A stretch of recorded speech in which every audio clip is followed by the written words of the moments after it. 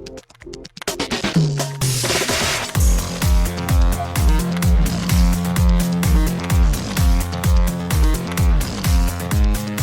and welcome to Too Fast, Too Forever. There's all kinds of family. We chose this one. This is episode 218, Fast 5, Lap 10. I'm Joey Lewandowski. I'm Joe 2, and this episode's brought to you by Brazil Brothers and Associates Incorporated. The Brazil Brothers and Associates are a manufacturing representative in the electrical industry, representing a broad spectrum of quality manufacturers of electrical components and supplies in New York, New Jersey, Delaware, and Pennsylvania. Shout out to the Brazil Brothers. That's 2 L's. I just saw that. Shout out to the Brazil Brothers and welcome to Too Fast, Too Forever. If you're listening on the main feed, Happy New Year. If you're listening on the Patreon feed, make sure to watch CNN New Year's Eve. Yes. Because this will be I out saw an before advertisement New Year's. for it last night during the football game. There was an advertisement for Anderson Andy CNN New Year's. I was like, Get in. I mean, you weren't on the ground floor, but I now know. listeners can get in on the. It was just weird to see an advertisement for it, though. You know what I mean? Like, Sure. Yeah. Very strange. But Joe, extracurricular activities, what have you been up to since we last recorded? We had Christmas in between. We did pretty much nothing for Christmas. I stayed here. I always say, like, it's my favorite week of the year to work. Like this week, Christmas week, and the week between Christmas and New Year's. Okay. It's really chill, and I get to go to work, and there's, like, usually nobody else there. Peaceful and quiet. It's, like, literally my favorite week to work, so I was excited for that, so I've been doing that. We didn't do anything crazy on Christmas. Rachel and I just hung out, got drunk, watched Home Alone, watched some football games because there was football on Christmas, which was fun. You know what we've been watching because she never saw it, and I only watched the first season of it? Marvel's Daredevil on Netflix. Oh, I saw the first 2 seasons. Because, well, it's not a spoiler to know because it was in the news. Kevin Feige said that Daredevil, Charlie Cox, is back in the MCU because that was never actually in the MCU. That's a separate sort of weird thing that people are like, why is this its own weird thing? It should be in the MCU. But Kevin Feige was like, hey, it's back in, so it now is newly relevant. So, now's a good time to watch. I mean, I was saying to Rachel as I was watching it, that's like one of the actual cool things about the multiverse restart is like they can incorporate and disincorporate anything that they want. Yeah, and you can either be like, okay, all those things happened, or it's just a variant, and he looks like Charlie Cox, but it's not the Daredevil you know. So, like, whatever they want to do, it's just, yeah, sure, cool. It's a great way to, like, bail out and stuff. So, we've been watching through that. We're, like, a little bit through the first season, but I think that's what we're going to be, like, mostly coasting through for the next week, 2 weeks. Yeah, I think there were like 10 or something of those seasons between, maybe even more, between Daredevil and Punisher and Iron Fist and Luke Cage and Jessica Jones, the Defenders. Yes. And I think I've seen 3 of them. Like, I saw the first season of Jessica Jones and the first 2 of Daredevil, but, like, I missed out on most of that. So I guess I'm going to have to go back next year sometime and do that. Or this year if you're on the main feed and, watch the rest of it. I actually did. I really enjoyed the show that I watched, but, like, I watched it some night that, like, Rachel was working some weeknight, like, back when she was still working weeknights. So now it's cool to revisit it.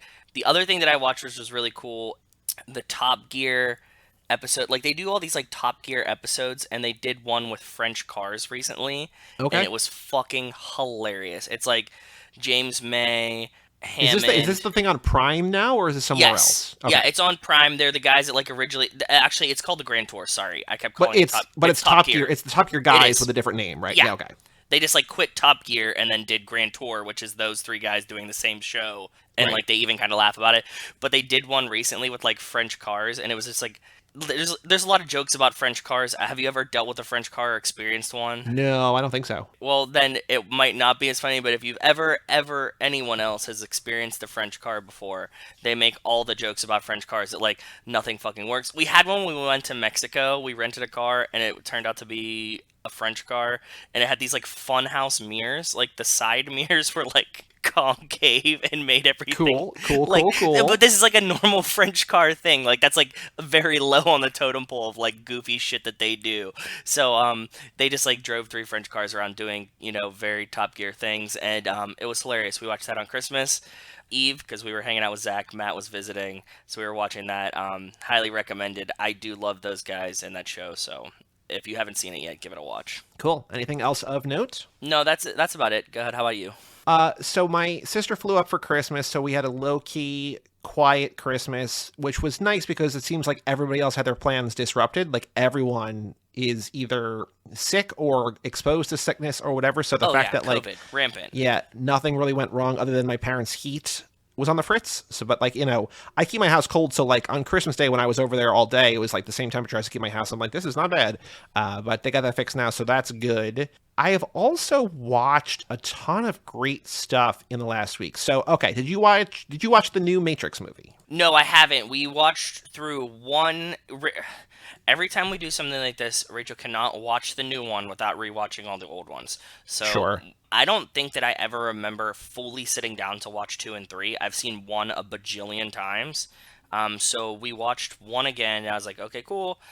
We started watching 2. I was like, this is wild. I don't remember any of this. Maybe I never watched it, or I watched it really, really high one time. I don't know. So, no, we haven't watched a new Matrix movie. How was it? Okay, because it's very important to watch the first 3. And not just watch them, but, like, keep them in your brain. Yeah. It's my favorite movie of the year. It's amazing. Really? It's so much better than I thought it should. So, I don't want to talk about it too much. After you watch it, we can talk about it briefly on here and then offline, too. But it's so weird and so unexpected. There's a real comparison, I think, being made between this and Spider-Man in sequels and giving fans what they want. And Spider-Man is just like, yeah, here's exactly what people want. And it's just like, cool. Like, that was fun. That's a thing. Yeah. But The Matrix is like, you don't know what to expect, which is exciting in a different way. Yeah. I loved it. I think it's amazing. I think it's incredible. I think it's 2.5 hours and it flew by for me. But what do the reviews say? Because Zach was over here. It's mixed. It's mixed. He said like everybody that he talked to said the new Matrix sucks, and I was like, that's weird because I saw you say you really like it. I saw John Brooks say he really liked it. Yeah, me and Mike and John have not recorded our Keanu Club episode because John was on all the Matrix ones because the religion element and everything. But all 3 of us loved it. I know that. So I was like, okay, these guys are like serious Matrix fans, and they really loved it. So like, I don't know what you're talking about. So you know what I mean? The most direct way that I've seen it referenced is that if you're looking for a Matrix sequel, you're going to be disappointed. But if you're looking for just like a good movie kind of about the Matrix, which is a weird way to say that, no, that makes sense. You're going to be happy. So I won't go too far into detail on that. It's on HBO Max now. It's in theaters now. Yeah. I would say if you feel safe and you're able to safely see it in theaters, it's worth seeing in theaters. If not, just watch an HBO Max because it's cool. I also went to the theater to see Licorice Pizza, the new Paul Thomas Anderson movie. Also great. Yeah, that's not streaming anywhere yet, but that's really, really good. And everybody's been hyping it forever. Like, that's going to be a big Oscar baity type movie. So yeah, it's like that. And then I think the only other one that's like in theaters, which I think we briefly talked about on here before, that's not streaming anywhere yet, is Red Rocket, which is an A24 movie about a former porn star. No. It's. Oh. I'm gonna see it tomorrow night in theaters. I was telling Rachel, I was like, oh, it's what's his name? The main Sean Baker made it. No. Who's the actor that like? Oh, I don't know. I don't think it's a guy. I don't think it's a guy. It's Rex somebody. Yeah, you know who he was in the We Are Farmers, like the Diplo. He's one of the rappers. Oh, Simon Rex. Okay, yeah. Yes, okay. Simon Rex is Dirt Nasty. It was his rapper name. Oh.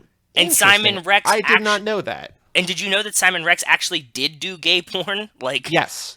Okay. That's the one thing I knew about this. Okay, yes. So Simon Rex, yes. So like the characters, he's pretty much playing himself. Yeah. But you know the Diplo We Are Farmers dun with Andy Milonok. You know this. Okay, because I showed it to Rachel and she was like, because after we had talked about this, I was like, oh, this movie's coming out. It sounds fucking awesome. This is right up my alley.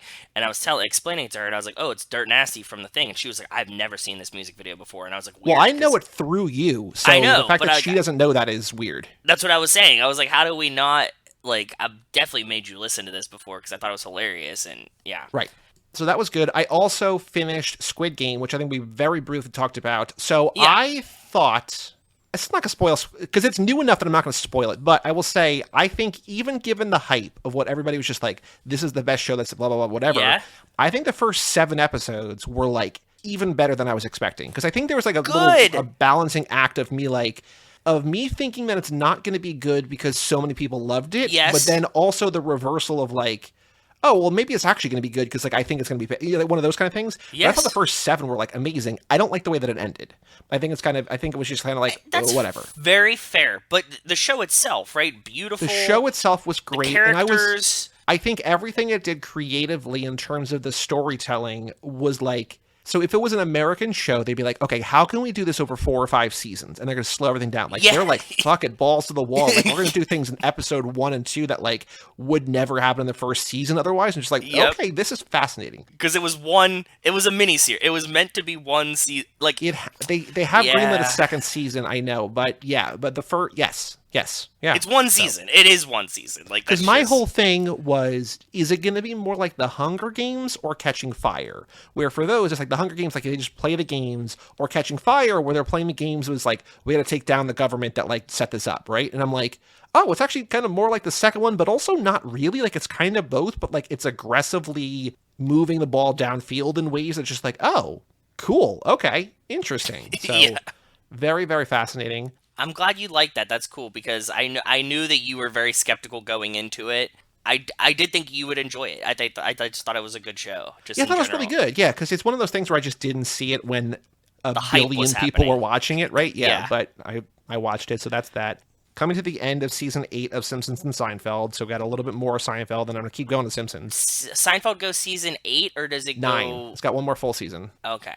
But 9 has, like, Festivus, and it has... Oh, yeah, 9's on a nice tear there. You're right. There's a few things that I knew about the show that I've not seen yet. I don't remember what else is in there, but Festivus is season 9. I think there's another, like, really big episode in season 9, so... There's a couple now, because you know what? Because when I watched the Festivus episode on Festivus, of course, and when I was, like, looking through season 9, I was like, oh, shit, like, there's, like, on both sides of it, there was a couple good episodes, so... It's crazy that, like, all I knew about Seinfeld growing up was what, like, WPIX, like WB channel, like around here would show on like the syndication commercials. And for whatever reason, they just showed stuff from the last like 3 or 4 seasons.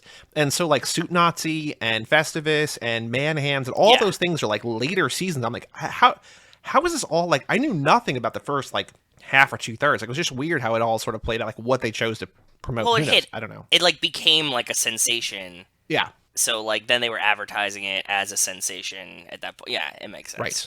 Yeah. The only thing I want to mention that I watched, because I feel like there's something else I'm missing, but I don't know what it would be, is I watched this movie called Game Over. This is the movie I was telling you about, the Christmas movie, also called 3615 Code Père Noël, also called Deadly Games, also known as Dial Code Santa Claus. Which is a sick-ass name. Dial Code Santa Claus is, like, one of the greatest movie titles I've ever heard in my life. I mean, none of these are really great titles for the movie, but, like, Dial Code Santa Claus, great name. Yeah. So this is a movie that Vinegar Syndrome remastered and I think released last year, or this year maybe. Either last year or this year, I'm not sure.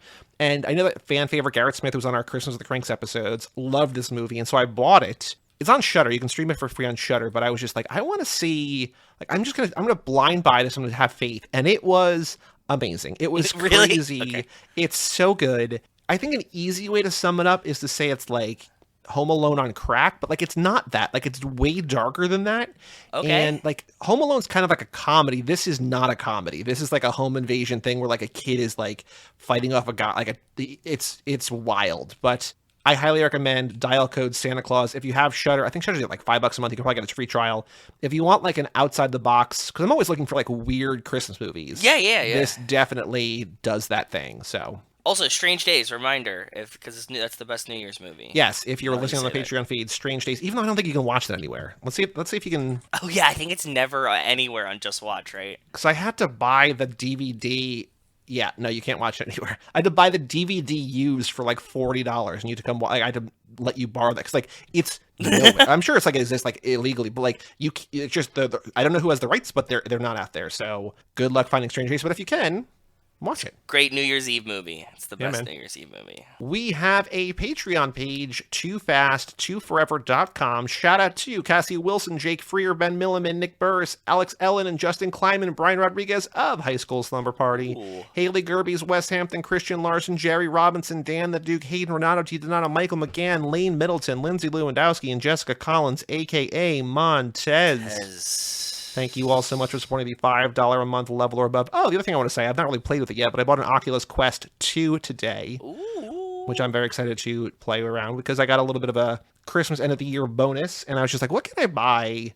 And it's standalone, which is cool. I was talking to you and Wes a little bit about this today, but like you don't even need like a nice computer. You can just play the stuff on there. And what's really cool about it is if you buy it, you get like there's a $30 referral fee. So I'm just like, hey, here, use this link. You just like attach it to your account. And then when you register a thing, you and I would both get $30. But now through the end of the year, which if you're listening on the main feed would have already happened, you get $60. So like I was going to spend like $80 on games to get 3 games. And like most of that was just free. So I'm like, yeah, that's very cool. Very cool.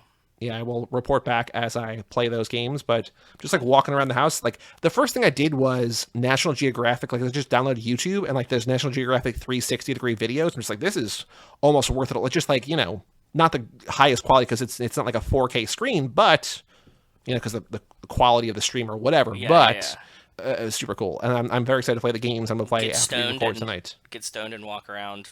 Weird. If you want to like literally lose your mind, yeah, maybe, possibly. But shout out to everybody for supporting us on the Patreon page. We have a bonus episode coming up probably soon. Early access to everything. TooFast2Forever.com. Also stickers and all sorts of fun stuff. Do all the thing. We also have an email address, family@cageclub.me. We got a handful of shorties today. Okay. First up on our Fast and Furious Lap 10 YouTube video, Back to the Island says Motor Mouths. So, thank you, Wes. Yeah, wonder who that was. Same video, Kevin Roller, a name I don't know, said, hey, check out Fast and Furious Spy Racers Homecoming. It just came to Netflix. Well, Kevin, we are watching it now. We are going to record cool Nico and Go Kevo ahead. soon. Well, it's news. So Paul Scheer of How Did This Get Made and The League and NTSF, SDSUV, and a whole bunch of other things. Dr. Andre No Dick is in Spy Racers because I said in here before that the reason I started watching the Fast and Furious movies is because they covered them on How Did This Get Made. Like they started with Fast 5, they're like, this movie rules. They have covered every movie since then. Every time they did one of those episodes, they were like, please put us in these movies. So I'm watching the episodes and like he's in the first few and I'm just like, that's so cool. And so I take a picture and I put it on Twitter, and I'm just like, hey, welcome to the family, Paul Scheer, like, welcome Commander White, or whatever his name is. Yeah. And then Paul Scheer follows Too Fast. I'm like, okay, but he doesn't, like, interact with the tweet, and I'm just like... Weird. All right, so not going to retweet it, not going to quote tweet it, but, you know, cool. And then, like, 6 hours later, he tweets, like, you know, Mi Familia, it finally happened, I'm part of the Fastiverse, I'm pretty sure it's canon, at Too Fast, Too Forever, at Netflix. And I'm like, huh... All right. And it's also he photoshopped himself into the screen grab that you posted. Yes. Which my screen grab, when we were talking about this, I think I might have cut it out, I don't remember, but you can't screenshot Netflix or Amazon Prime videos. So like this is literally just a picture that I took with my iPhone of my computer screen, put it on Twitter, because I'm like, he's never going to see it, who cares? Yeah, exactly. And he not only saw it, but he used it to promote the thing. So I don't, you know, I would love to have him on there. There's a reason to have him on because he's part of the Fastiverse family now. Plus, They didn't talk about the first 4 movies. Yep. So, Paul Scheer, if you're listening, please and thank you. Please, you know, door is always welcome. Open door policy to you. Amen. But anyway, we're going to record an episode with Nico and Kevo as soon as they're available because they got some family in for the holidays. So as soon as they're ready, we will put out an episode. So sometime in the next couple of weeks, we'll have a homecoming episode for you on Spy Racers. Spy Racers Far From Home. Yes. No Way Home. Spy with Racers. Doctor Strange. He has not shown up through 4 episodes yet, so I'm still hoping he does. Oh my god. What if we're fucking up? And we're making these jokes, but then they're like the Spy Racers multiverse, and like that's... you just said what if? There's just a what if series. What if Spy Racers is part of the MCU? No, what if Spy Racers is part of the Fastiverse, and they're like, what if like Tony showed up and saved the first race or something? And you're like, okay.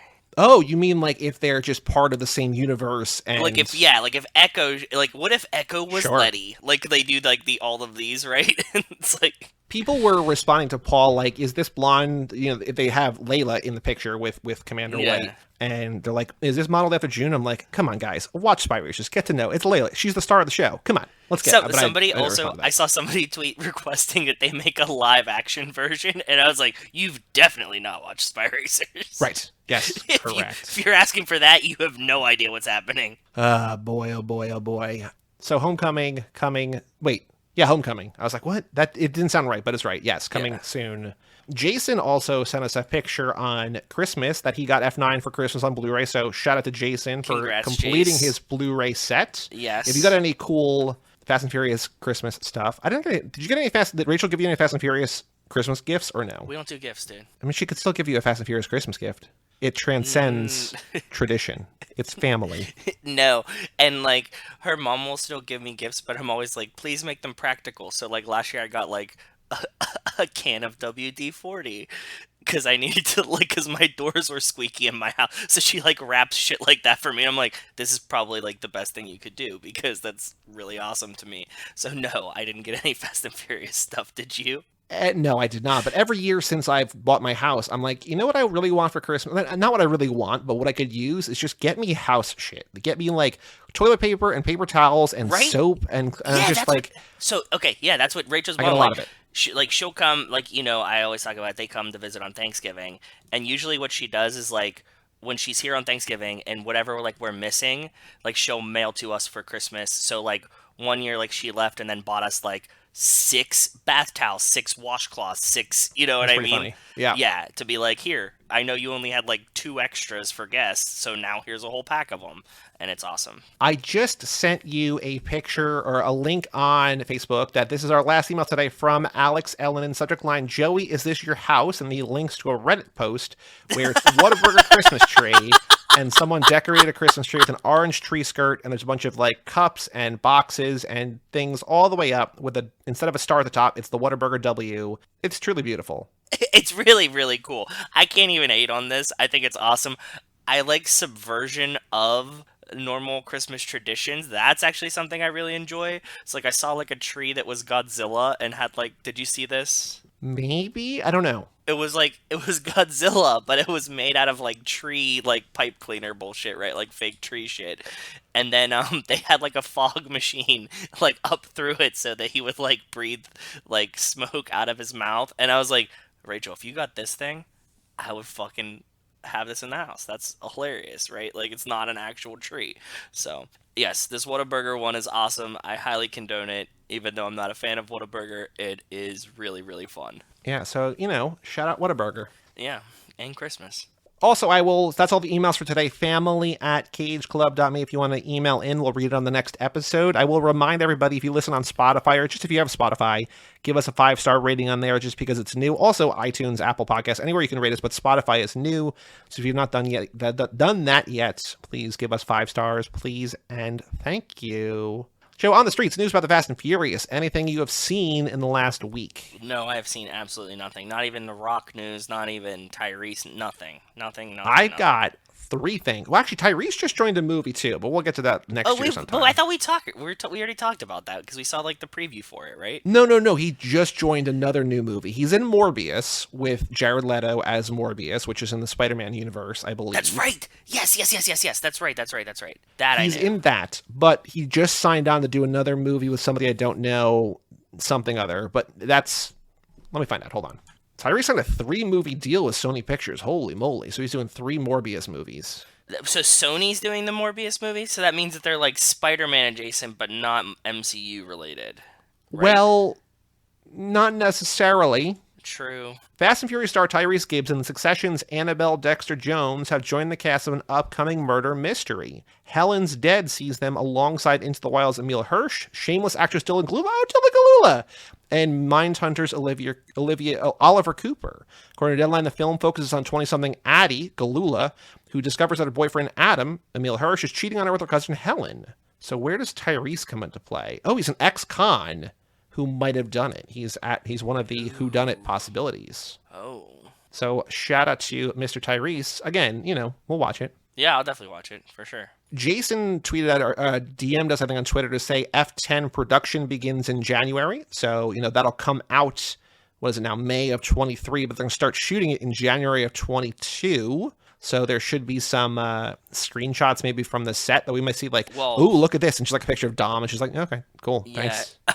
But also Omnicron. So, yeah, maybe it starts in a month. Or in a couple weeks, right? It's this. We'll see. Yeah, maybe. Hopefully they're not shooting in Canada or something, right? It is funny that they did a variant name that nobody can get right. Like, you didn't even say it right there. Oh, no, that's just a joke. The Pat McAfee show calls it Omnicron. It's Omicron. I just think about it from, it's the Futurama thing. Like, I just know that word from Omicron Persei I-8, which is the planet that Morbo's from. That makes sense. Yeah, Pat McAfee show has been calling it Omicron for they actually called it Omicron for a couple of weeks and then didn't realize that nobody Googled it to see that there was no N in the name, and they had a whole revelation one day. Oh, so they accidentally said now they're just leaning into it. Yeah. Because I've heard a lot of people, I didn't know if you were doing it purposefully or with I mean, you're a scientist. I figured you knew what it was called, but also there's so many people who I'm like, you're smarter than that. So I know. But yeah, but Omnicron sounds more imposing. It sounds like a transformer, right? Like Omnicron. It makes it sound scarier. So I was like, hey, I really like that one. Omicron Persei 8. Oh no, not Morbo. I'm so sorry. Emperor Lur. Yes, Emperor Lur is from there. Also coming back early next year. I just saw a date today. I don't know if it's official or not, but Young Rock back March 15th. That's probably true, because if we had the Christmas special, I'm assuming that they kind of shot the rest of it, right? Probably, yeah. At the same time. So, and there wasn't any characters, they had every character together. So, I trust in that. I don't think it will get moved for any reason, and I'm excited for it because Young Rock is awesome. So, yep. And speaking of The Rock, one other thing, and I have a great reference here that you will be proud of. What? The Rock surprised his mom by buying her a Cadillac on Christmas, and I'm like, who is he, Jerry Seinfeld? I just saw a meme the other day that was Elaine, when she realized that Jerry bought his dad a Cadillac, she's like, ooh, I didn't know you had this kind of money, Jerry. Yeah, and he bought the Cadillac for him twice because the dad sold it and then he bought it back. So. Yeah, that's right. That's right. But that causes the whole bullshit of they think he's embezzling money from the homeowners, from the retirement center. Yeah. That's all the news that I saw on the streets. It's Christmas week, it's New Year's week, there's nothing happening, but keep your eye out. Production, supposedly, hopefully, starting in January. But Joe, the final thing to do before we take a break is the Too Fast, Too Furious minute 42. I referenced Casablanca by calling it the beginning of a beautiful friendship.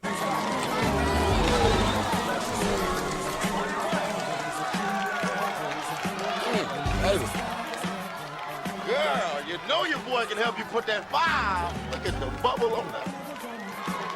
Let's go. That's serious, man. Come on, Ray, you're making me lose money now, baby. Don't do that. Don't do that to me right now. I cannot take that right now. Come on, Ray. Do it. Hey, Tej Parker. Roman Pierce. Come on, baby. Don't Basically, he's the man to know in Miami. He's got his finger in absolutely everything. It's just the way it is. Come on, Daddy. Come on now. What's going on, Suki? What's up, baby? How you doing? I'm good. How you doing? What's this? What's the latest? It's a work in progress. It's not finished yet.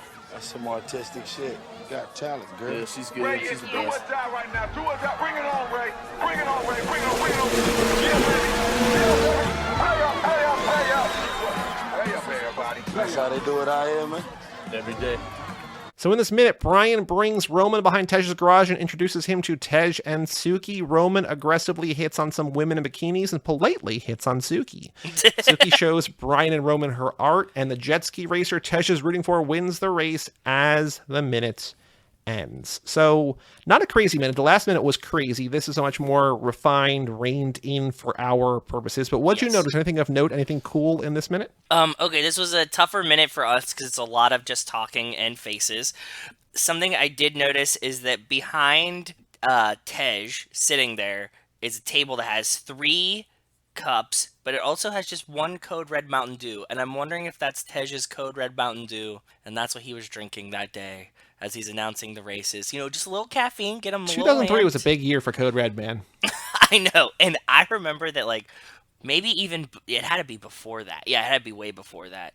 But, when I was, obviously 10 to 12 or whatever, Code Red Mountain Dew was fucking sick. I loved Code Red Mountain Dew. I always liked the original, the green one, more, but red was a delicious change-up. They had, lots of other colors that were all fine, but, red was the one that just, this is a worthy alternative, a worthy successor to the original, to the OG. Yes, that's what I thought, too. I'm always a fan of these, goofy flavored sodas anyways. Sure. Like, I like goofy flavored sodas. Like, I love all the Japanese ones. Like, I buy all kinds of foreign sodas whenever I see them because, like, I just want to try them in weird flavors. So, but yeah, Code Red Mountain Dew is what's behind him. There's a CD player that's like around. I couldn't remember who made this, but if you saw it, you probably knew somebody who had it. But it was like a very orb-shaped silver CD player that had like a translucent colored plastic lid type situation. Okay, sure. You know what I'm yep. talking about? Does this make sense? Somebody had it. Like either your sister did, you did, somebody, your friend, whatever. Somebody had it. So there was one of those on the table there too, which kind of seems weird because it feels like, I know we're getting a soundtrack over the movie right here, but it feels like there's like a DJ. Well, Tej also has a megaphone, right? So like whatever, it's not. I just always imagined that there was like a DJ that was like playing music like on one of the boats or something, and that's why everybody's there. And then there's like also the like boat races and a megaphone, not just like one person with a small CD player sitting behind Tej. Yep, I don't know. Anything else you noticed? No, but this has two of my favorite. Like, one of my favorite lines in this movie, the ADR line of Brand saying, yeah, whatever, she's great, she's the best. Wait, why do you love that line? Oh, because it's delivered so bland. Like, he seems like he didn't even want to shoot the ADR of that line. Yeah, she's good, she's the best. Yeah, she's good, she's the best. Well, it's also, like, as Tej is, like, shouting over it, right? So, like, it just, yes. That, and I also like that Roman's response, like, they're like, okay, Suki, what are you doing? She shows them the car. And Roman just goes like, that's some artistic shit. And you're like, yeah. I mean, well, what I love about that, I never noticed until this time when I'm watching it over and over again and just like looking for other things, is that I don't know if you saw my note, I don't know if you remember. No, I didn't see your note. But she thanks him for the compliment by shaking his hand. No. Thank you. Cool. Good job all around. Very strange, and I like it.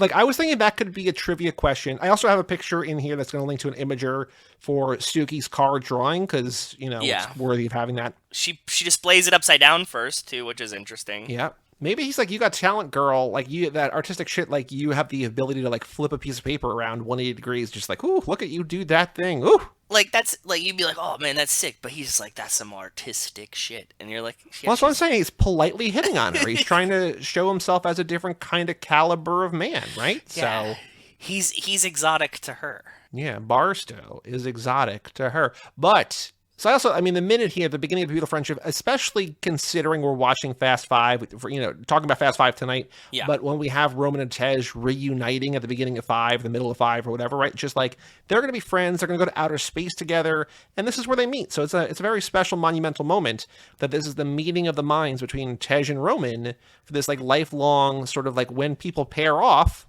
they're together. So, yeah. Kind of cool. And it's cool that, like, you see them, like...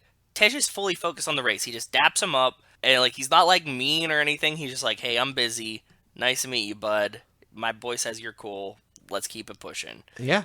So the thing, and that leads directly into the trivia question, because Tej is busy because he's not only like announcing the race, but he's also rooting for his guy. So I'm thinking, because I had no idea what the answer is, but but they say it. He says it at least 5 times, if not more. And some woman says it, like, at the beginning of the thing, too. Like, some woman's chanting it, like, come on. What is the name of the jet ski racer that Tej is rooting for in the race behind his garage? The answer is Ray. But, Joe, give me 3 other names that we could do here for the trivia question. Wrong answers. If Ray is right, what is wrong? Let's say, like Speed for Speed Racer. Okay. Chaz sounds like a good name. That sounds like a name of a guy that would be on jet ski racing. Sure. Right, doesn't it? Yeah. And what was... I think the thing that, I don't know if you're consciously or subconsciously doing it, but you're doing it good. I think we need 1-syllable names. Cause it can't be like Brian or Jason. Like, it's too many. It's just got to be like one. So like Chaz, Speed. Yeah, those are good. Chaz, so we need Ray, one more. Speed. What was Channing Tatum's name in the motocross movie? Sparks? Not Bubba Sparks. That's a rapper. Rowdy Sparks. It was Rowdy Sparks. That's too much. We can just call it Sparks. Sparks. Oh, cool. 2 S ones for a little confusion. I like that. Yeah. So, minute 42, the beginning of a beautiful friendship. What's the name of the jet ski racer that Tej is rooting for in the race behind his garage? The answer is Ray. Which is funny to me, too, because have you ever seen the show Ray Donovan? No.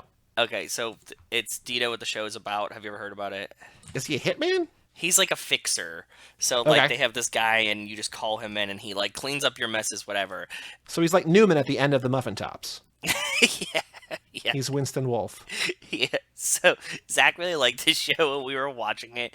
We would watch it while we would drink beers a while ago. In every episode, his wife is just screaming, "Come on, Ray!" At least twice an episode, she's just disgruntled and upset with him and crying and saying his name. So if you need a reminder, just remember Ray Donovan. Come on. Also, Ray. just Ray Romano probably gets yelled at a lot in his show too, right? Everybody loves Raymond, so Yeah, that's true. people always just complaining, shouting, rooting on, hoping Ray. for the best out of Ray. Exactly. All right, Joe, let's take a break and let's come back to talk about Fast Five.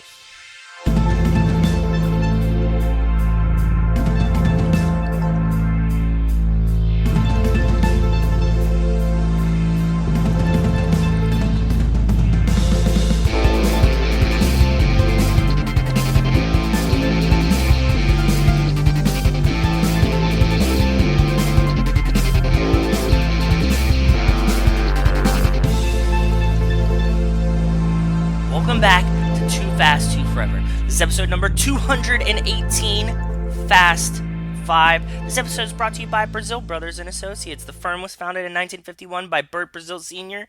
and Bob Brazil in New York City and is today one of the oldest and largest manufacturers reps in their market. Shout out to the Brazil Brothers. Well, shout out to the Brazil Brothers. Welcome back to Too Fast, Too Forever. With us tonight, film reviewer at Pajiba.com, where he's known as TK Burton. We have Kurt Tommy. Hello, Kurt. Hello, how are you? Good. How are you doing? Thank you so much for joining us. Doing very well. Thank you very much for having me. This is great. This is a delight. Well, welcome. We were saying before we started recording, we've had a couple different Pajiba people on. We had, I don't know if it's still true, but Roxana was for a long time our longest episode. Okay. We had a long intro, and then all in all, when we were done, that episode was over 3 hours long because Roxana was like, I got things to say. We're like, we want to hear them. So very long episode, delightful episode. But yes, the Pajiba web increases, expands, branches out. So we're thrilled to have you. Fast Five, a lot of people's favorites. We'll get to your rankings in a second, but what's your history with this movie, with this franchise? Where do you come into it with the Fast and Furious? So I have been watching them from the beginning, actually. I've technically watched them in release order. God, when did the first one come out? 01. Wow. So yeah, I'm pretty sure I saw it in the theater, and I'm pretty sure I have seen all of them in the theater. I have been writing for Pajiba since 2008, and I believe that I have reviewed all of the ones that have came out since I started writing for the site. So they are a favorite franchise of mine. You know, I own them. I probably rewatch them in order once a year or so. In fact, in preparation for this, I just watched Fast Five with my son, and it was the first time I've shown him one of the movies, so that was fun too. Oh, that's so cool. That's cute. Yeah. I like it. So Fast Five is my favorite for, a host of reasons. Sure, yeah. How old is your son? He is 9. Okay. Did he like seems it? Like a good age, yeah. Yeah, it's a good franchise for that sort of thing because the violence is relatively bloodless and, the language is relatively mild in the grand scheme of things. I don't think it's anything worse than he hears from me and his mom, so. Yeah, exactly. Have the two of you watched or do you know about the 6 seasons of Fast and Furious Spy Racers on Netflix? So I have not watched it, but he has watched some of it, which is part of what piqued his curiosity in it. Gotcha. And also I think he was just interested since he knew I was doing a podcast about it. So when I offered to let him watch with me, he was pretty excited about it. So welcome to the family, new viewer. So that's very exciting. And so as for Fast Five, one of my favorite film genres is the heist movie. Sure. Mm-hmm. I think a lot of them, especially the ones starting at Fast Five and going forward, can fall into that category. But I feel like this one more than any other is emblematic of what makes a really good heist movie. And so that's part of the reason that I really love it. And also I just love the whole aesthetic of it. So. Yeah, they're all kind of heist movies now, and they're all kind of save the world movies now, and they're all kind of like nuclear movies now. So yeah, I think heist has always been there since the beginning, but this is definitely, I think, peak heist in terms of what they're actually, the story of this is a heist, right? So. Well, also, I think that this is really the last one before they started to turn into superheroes. Yes. which is, something that I think I've mentioned in probably every review that I've written, a real turn that the franchise took in the Justin Lin years where, I mean, really they became, and to the point where it's actually joked about in Fast 9 or F9, whatever it's called.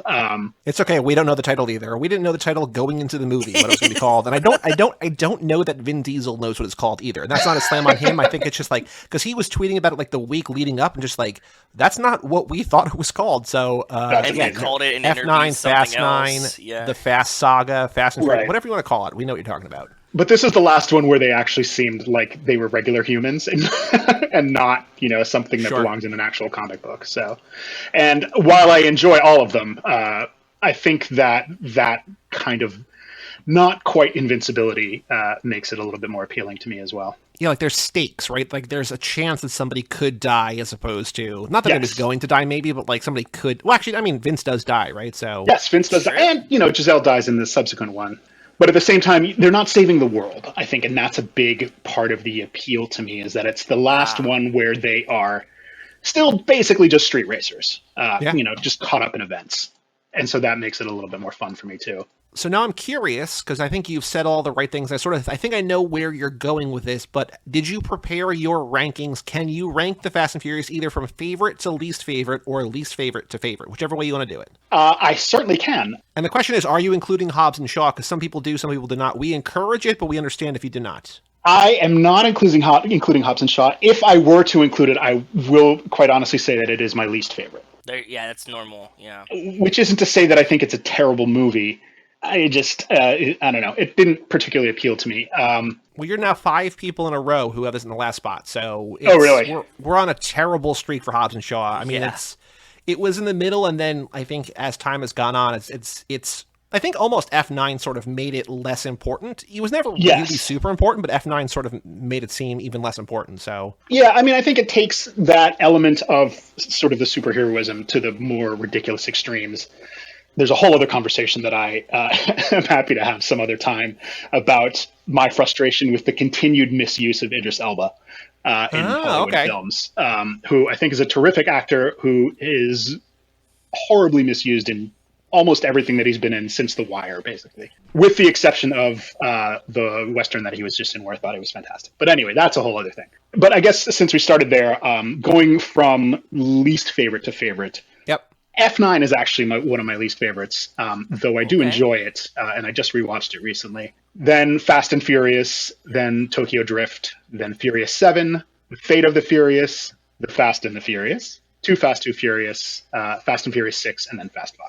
Cool. Yeah, you have the correct one. I knew it was going to be, but you have the right one at number 1, and there was a time where like 10 or 12 people in a row did not have it at number 1, but I think, let's see here, 1, 2, 3, 4, 5, 6.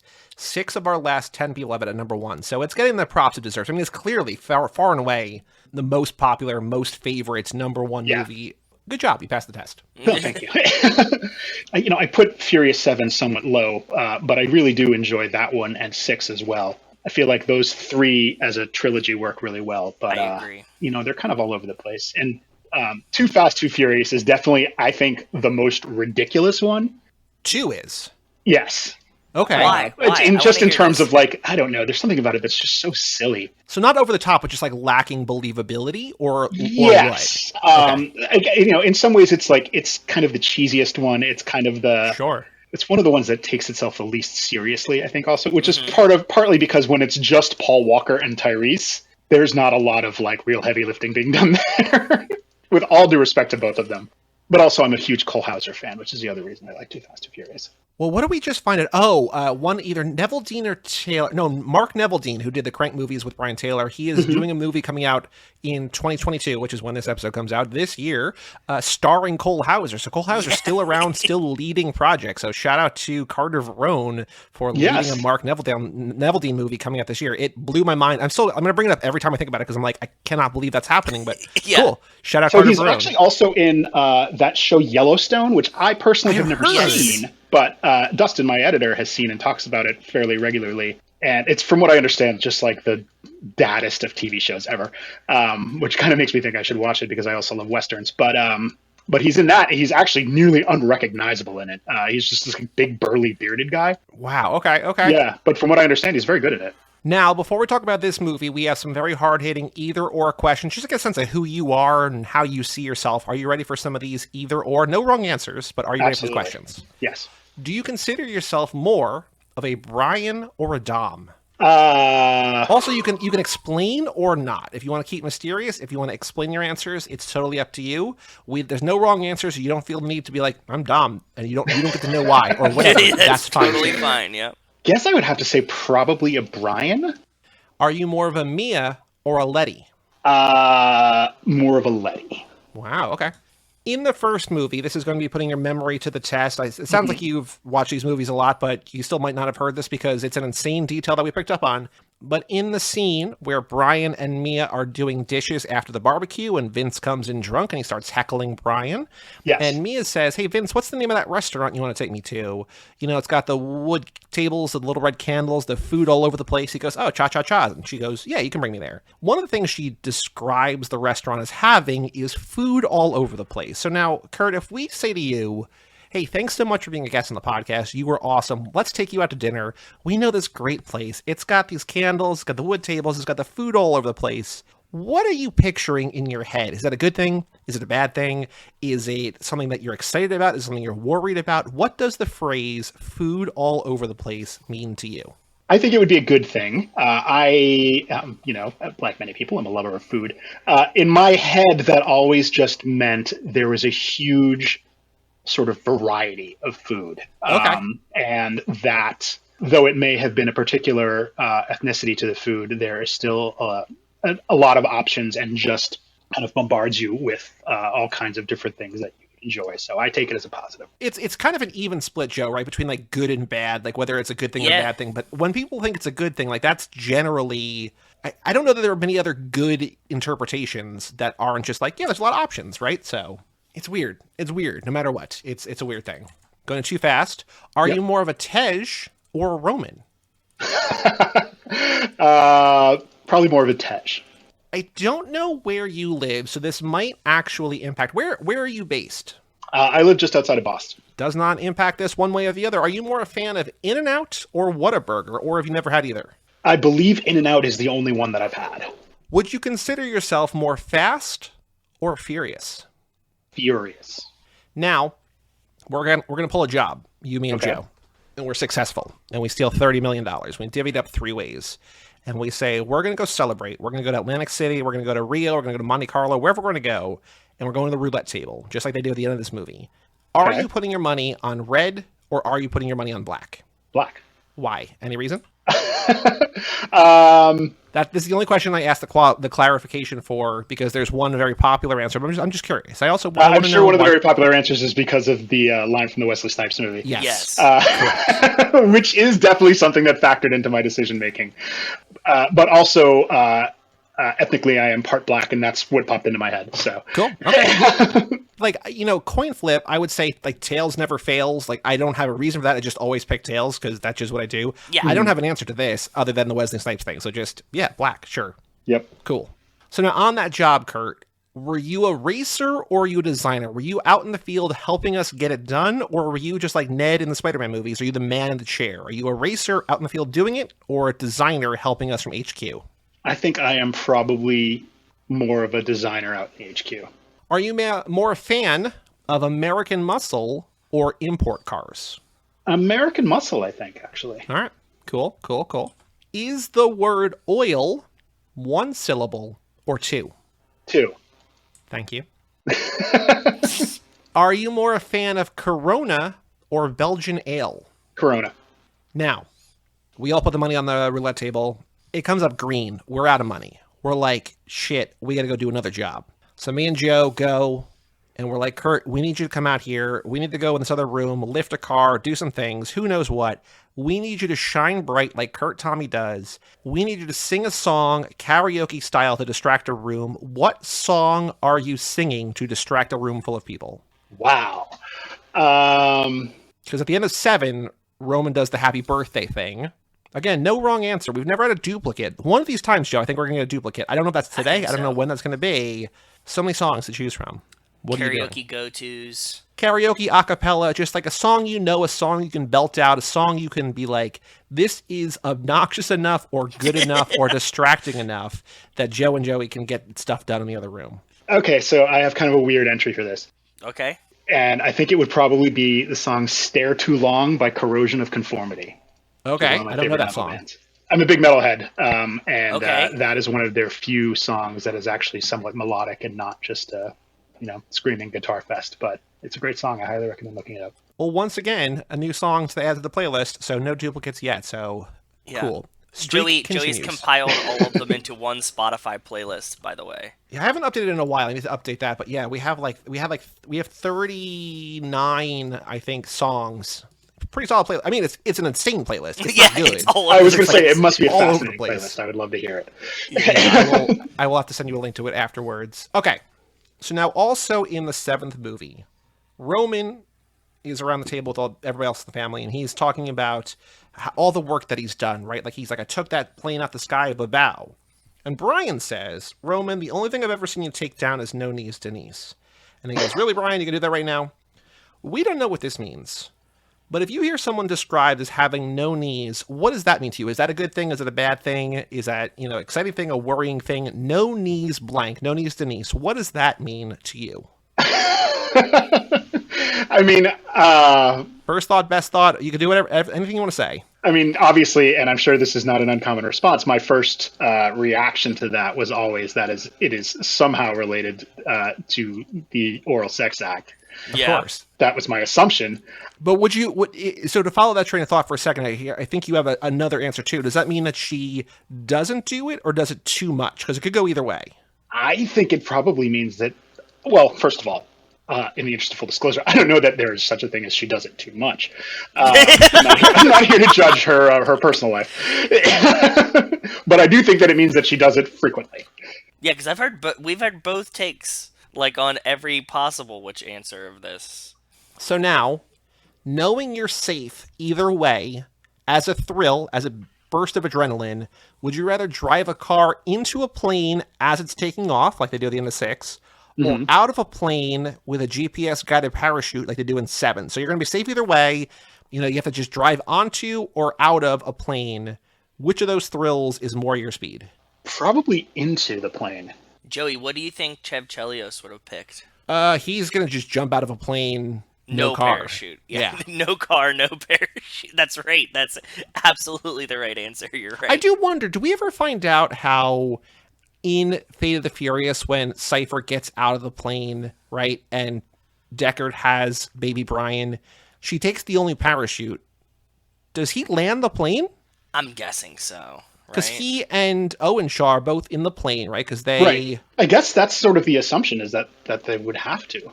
But she also wasn't flying the plane, so maybe the pilot's still just, like, there and... Guess. Like, hey, your boss just jumped out the back. Land us in LaGuardia because I got to go to the rooftop barbecue in New York. What's the pilot going to do? Be like, I'm just going to wreck this plane now? Like, he needs to land. They gloss over that. We don't need to know, but also now I'm curious. What happens to the plane? The pilot has to land the plane still? Yeah, and where does it land? He has to land it. It's true. Okay, fair enough. Now, flip side of that coin, things go terribly wrong and you're going to die, but you have to choose how you die. Would you rather die in a fiery explosion or by drowning in icy water? Wow. 2 terrible answers. Neither was a good one. They are 2 terrible answers, but I would definitely say drowning. Okay. Yeah, well, first of all, because I have a pathological fear of fire. And second of all, because I actually really, really enjoy swimming. I suppose that's not too surprising. But so yeah, if I had to go, I guess that's the way I'd want to go. Yeah, because the reason the idea behind that question is that those are 2 ways that Dom almost dies at the end of 7, the end of 8, and he survives both. And so, just trying to get a sense of the room. People, and overwhelmingly people want to die in a fiery explosion like they're superheroes, but you and Joe both want to drown in icy water. So, Yeah, no, dying in a fire is something that is a literal personal nightmare of mine. So. Absolutely terrible. All right, now, Revenge of the Nerds or The Dark Knight? The Dark Knight. Are you more of a Hobbs or a Shaw? 2 very, statuesque depictions of manliness and manhood, and yes, very tough to be either, to be honest. Yes, Yeah, I mean, I'm certainly not going by physically, if that's what we're asking, because I don't think I match either of those. I would say probably more of a Shaw. Now, this is a newer question. It's a little bit more abstract, but think about Charlize Theron. Think about the character of Cypher. Two wildly different hair types. In Fate the Furious, she's got her white girl dreads, just like Sway, Angelina Jolie in Gone in 60 Seconds. Yes. And then in F9, in the glass box, she's got that very kind of professional, the sleek, what people call the Karen cut, right? Which of those do you prefer? Do you like the white girl dreads, or do you like the more refined F9 kind of Karen cut? I think sort of just by default, I like the F9 cut simply because I don't like the white girl dreads. Yeah. Kind of really on anyone. It's tough. It's a tough look to pull off. It is. I mean, I think if anybody is going to pull it off, it's probably Charlize freaking Theron, who is that's the thing, right? So I would say she definitely pulls it off better than anyone else that I've seen. Right. Like, two of the most beautiful movie stars of the last 25 years both tried it, and both just like, that's what you went with? Yeah, exactly. And I've, Gone in 60 Seconds, another movie that I love. Angelina Jolie, you're just like, well, I mean, on the one hand, it's not a great look, but on the other hand, it's Angelina Jolie, so I'm going to give it that. And the last question before we dive into Fast Five, do you have a favorite character in these movies? Yes, I do. I mean, is it going to be the popular pick, or is it someone outside the box? Let's find out. Can I guess at what the popular pick is? Yes, it's easy, but yeah, go ahead. Is it Han? Yeah, of course. Okay, that's what I figured it would be. So, I mean, Han is definitely one of my favorites. But I think I kind of feel like I have to say Paul Walker, which is both tragic because obviously he's not with us anymore. But Paul Walker has this, certainly not on the same level, but he's got this sort of inscrutable, sort of goofy Keanu Reeves vibe that I just really love about him. And I really think that he is not a great actor. I don't even know if I would say he is a good actor, but these movies are very good for him. He gets better as the franchise goes on, I think. He definitely does. If you watch, I mean, especially in hindsight, watching the first one now, you're just like, woof. He is super stiff. And he really starts to kind of fall into it a little bit more. He sort of reminds me of, this is a weird comparison, but because I think he's a better actor in general, but Chris Evans in Captain America. As the Marvel movies go forward, he gets more and more comfortable in the character and becomes a better Captain America as they go. In that first one, he is really kind of clumsy and awkward in it. And by the end, you're like, oh yeah, no, there's nobody else that could have done this. Paul Walker feels the same way to me. That's something that we've actually talked about with one of our friends and who's been on our show a couple times. We've been on his show a couple times, but our friend Nate Milton has a show all about The Rock.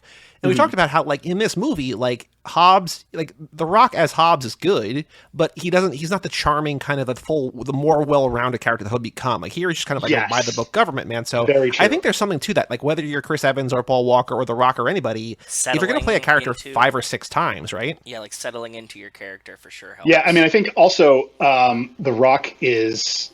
I mean, just from watching Fast Five recently, just his posture in this one is like clearly designed to show you that he is a big guy. Yeah, it's a lot less relaxed than it is in the future ones. Like, I think he's just a little bit too reliant on his size and his build, and not the character itself. And as they go forward, I think that changes. So now to kick off the conversation about Fast Five, we have one more question. There's kind of, again, no wrong answers. We'll give you some time to think about it. But all lap long this lap is themed the Shaw Brothers lap. So we are in our in-between weeks, we're not watching a Fast and Furious movie. We're watching movies starring Statham or Luke Evans or Vanessa Kirby or Helen Mirren, just the Shaw family, right? Okay. So last lap for F9, in preparation for F9, we're like, oh my God, Dom has a brother. We got Jacob now. We never knew he existed. So like all long last lap, we were like, where would Jacob be in the movie? So we did that now. So now we're sort of twisting that a little bit. So think about the characters who are in Fast Five. We're going to try to create a family member. So just like the Shaw Brothers, like there's an extended Shaw family that we learned about in Hobbs and Shaw. If you got to choose someone that we don't know about, like in past movies, we're like, oh, Vince's mom, Gal has a sister, or whatever. If there's a character in this movie that you could see a family member of that we don't know, who would that be? Joe, do you have a thought while we give Kurt some time to think? Yes. As I was watching it this time, Reyes was giving me big Michael Corleone vibes. So I was giving him, like, both a brother and a sister that are just fucking around kind of distracting him that he's trying to take care of while he's also running his empire. My first thought was Hernan Reyes 2, but it wasn't that. It was like a Campos Braga situation. I'm like, we just did that. I don't need that. But my first thought was also to add to the Reyes family. So I think that's kind of it feels like there's opportunity there, right? Yeah, that's what I was thinking. But like, can you imagine if he had like he's trying to do this, trying to move the money, and then his brother's like, well, can I borrow some money? And his like sister's dicking around and stuff like that. Like, it would be like, oh God, can you just let me just do my criminal stuff? So my idea for this movie, and it would completely change everything in a way that, like, I don't feel is like true to the game, but it's first thought, best thought again. What I had is that the scene that we've talked about a lot, that you and Garrett like to laugh about, but I remember everything about my father. Yes. Brian talking about, I don't remember my father. I would love, we know in future movies that you can race memories back into people, right? Yeah. yes. I would love, as this movie goes on, that Brian somehow remembers something about his father, and via flashback, we get to know a little bit about Brian's dad. Oh. I don't know how that works. I think that's a very big shift for not just this movie, but the franchise. But I think that that's something that I'd be interested, because, like, as we get closer to the end, we're like, we don't really know much about the Letty, the Ortiz family. We don't know much about a lot of these different families. We don't know, Dom's mom, right? Like, there's a lot of family members that we could get, but I would like to know more about where Brian came from, and specifically, because this movie is so much about fatherhood, about Brian's dad. So that's my answer. I like it. Kurt, what about you? Is there, again, no wrong choice, no wrong option? Is there somebody you want to know a little bit more about through a family member in the movie? One of my favorite characters, despite him being an utter goof, is Roman Pierce. Sure. He's such a mess of a human being in so many ways that sometimes you're like, I don't actually know why he's on this team, other than to be comic relief. I always think of one of my other favorite franchises, which is the Bad Boys franchise. And he always reminds me of Martin Lawrence, which is like the kind of comic relief screwball who is always freaking out about everything. Okay. And as the Bad Boys movies progress, we get to eventually meet Gabrielle Union's character, who is Martin Lawrence's sister, who is also a cop, but actually like has her shit together. Yes. And so I love the idea that somewhere is Roman's sister or cousin or whomever has her shit together, and perhaps even, comes into the movie as a counterpoint to Luke Hobbs. To say, hey, maybe there's more to these guys than you think. And that, to a certain degree, that role is already played by Elsa Pataky, but I like the idea of it being someone who knows them a little bit better. So that's kind of where I would bring someone in. Cool. I love that. So this is kind of, in a way, I don't want to say this is like a showcase for Roman, but after Roman is in 2, he's back now in 5, and he gets to meet the family, and there's the Dom versus Dom 2, like the Roman where they stare each other down. So Kurt, what do you want to talk about with this movie? Do you want to talk about Roman? You want to talk about Hobbs? You want to talk about where do you want to start? Favorite parts, least favorite part? This is your favorite Fast and Furious movie. Where do you want to begin talking about Fast 5? So my favorite part of the movie is actually the scene where they are trying to get the cars in the 10-second window. Where they're just driving them around the little like warehouse that they're working out of. Part of the reason I love that scene so much is because it's one of the few scenes that actually harkens back to actual car racing. Sure, yeah. Which, if there's anything if there's ever a gripe that I have of the movies as they moved past 1 Tokyo Drift 2, those sorts of things, is that they got farther and farther away from actually racing cars. Mm-hmm. Which is what was my original appeal to the movies. I have no interest in car racing as an actual activity. But I do love movies about car racing, which is sort of like boxing. I hate boxing, but I love boxing movies. Yeah, I can see that. So I love that scene because it really kind of brings them back to the roots of like how they got to know each other, how all those people were brought together. But also it's just sort of a fun scene. It's the beginning of the Han and Giselle infatuation. I always call them the Bomb Brothers because I don't remember their names, but the two guys who eventually will blow up the plumbing in the police station, are having so much fun just trying to pull those cars around the corners as they're practicing, and everyone's getting it wrong, but they're still actually sort of having a good time. And I think the series in general is at its best when it is moving away from the serious and letting the characters just kind of like have a good time. And so that's always the scene I think about the most, I think, in that movie. Yeah, like the movies are kind of at their best when they're sort of not hangout movies like the Linklater sense, but like when they're character driven, right? Like the way that we're able to watch these movies over and over again is because like we like the characters and like letting them breathe a little bit. Like there's only so many times you can watch an action scene, but it's I think what you're saying about the characters, like appreciating them for their performances and the way that they're written and everything, like that's the special part. I also think the actors enjoy hanging out together, and you see like their natural chemistry in these situations, and that helps make them feel comforting like this too. When they look like they're having general fun, which I'm sure they were as they were just like screwing around shooting the scene, it makes the movie feel more fun to me. Yeah, no, I definitely agree with that. I mean, you know, it's kind of like one of the biggest bummers of the movies as we go forward is the sort of fallout between Vin Diesel and Dwayne Johnson, and B, obviously the death of Paul Walker. Like those are two major chemistry points that we just don't have anymore. I think the franchise suffers for it. That doesn't mean that they're no longer good, but it also is kind of why this one felt like the peak to me, because it felt like when all of those ingredients were really mixed together in kind of the perfect recipe, not to overuse a metaphor. And yeah, I think you're right. I think, you know, they can do all of the goofy shit that they do. They can go to space. They can do all that stuff. But at the end of the day, the reason that I watch those movies is because they're fun. Yeah. And because the characters and the actors make them fun. I mean, they're inherently ridiculous movies, obviously. But I think you can always tell when a movie's cast is having a good time. And I think it always makes it better. I think to a certain extent, like just the money involved will keep people coming back, but it feels like you wouldn't do 5 or 6 movies in a row in a franchise because like from here on out, everybody's in every movie unless you're Vin Diesel or Dwayne Johnson in a fight with one another or whatever, right? But like everyone's going to be in all these movies from here on out. And you don't do that unless if you're having a miserable time on set or you're whatever. Money is important, but like these guys can get work elsewhere, right? Like I feel like they do, and I think you're right. You do get a sense of like, the gang is all here for the first time. We've gathered all the parts from the first 4 movies that we want to use, and now they're here to have fun, and it works. And, you know, before it gets too big or we lose people or whatever, like this is where everything can just kind of work right. And I think that's why that's why I love this movie too. When I was watching it this time, especially coming off of how many times we've just seen F9 and kind of still like talking about what we were just saying, this one for being the first of what we consider the long ones, right? With like it being at 2:12 or whatever the runtime is for this one. It definitely feels like there's still space to breathe with these moments where they just like are kind of hanging around with not as much tension as we get the same type of sequences later. Like in F9, like we have, I guess something similar would be like when Ramsey and Tyrese and Tej are kind of like sitting in that control room. It's under a pressure cooker still. And they're not just like having fun in like, you know, Mr. Nobody's lair like they are here. Just prepping.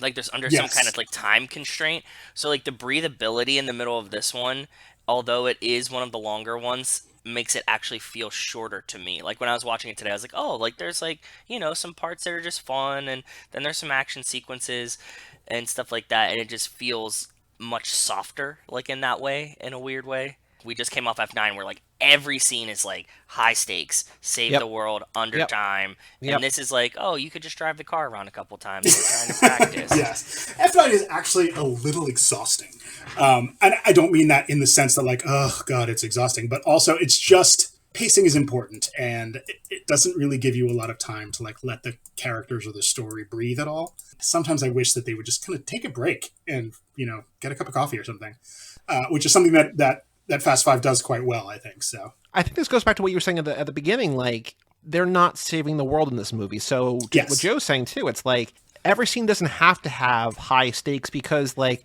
if they fail, they're just not stealing money from a bad guy, right? Yeah. Like I mean, they might be chased out of Brazil, they might be hunted by these guys or whatever, but it's not like there's a nuclear bomb about to take out New York or whatever, and if they fail, millions of people will die. It's like if they fail, they got to figure out another way to make money. It's just like, no, okay, yeah. So like, it's fun, and I think that's why heists are cool, because like, even in a heist where somebody's like against their like back against the wall, like they owe money to someone, it's just like there are other ways to do that. Like that's why I think heist movies work. It's here, it's just like, yeah, like this is a good idea, but if it doesn't work, it's fine. So I think what you're both saying combines to be why this movie is refreshing and fun, but also has tension when it needs it. The most successful moments in all of the movies, I think, are not. I mean, as much as I enjoy the increasingly spectacular set pieces. When I think back to the moments in the movies that I like genuinely enjoy the most, it's usually not a fight scene or a plane or, you know, a car crashing out of a plane. It's usually something that's smaller and intimate just between the characters. You know, like the scene where they find out that Mia's pregnant is a great scene. Or actually, you know, I had initially said that scene where they're driving around, but really the scene that I probably replay the most when I'm like searching YouTube clips is the scene where they open the safe. Yes. You know, the music starts playing and Tej says, "Come on, baby, don't be mean." And it's just such a great little like intimate moment. And, you know, the the Baum brothers are just like fist pounding each other and everybody's just losing their minds. And it's just so great. It's so fun.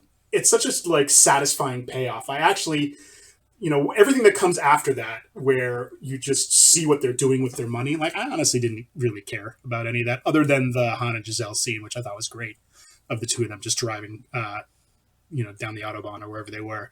They could have ended that at the opening the safe scene and I would have been perfectly satisfied. I kind of like the soft recap of like what they're doing afterwards.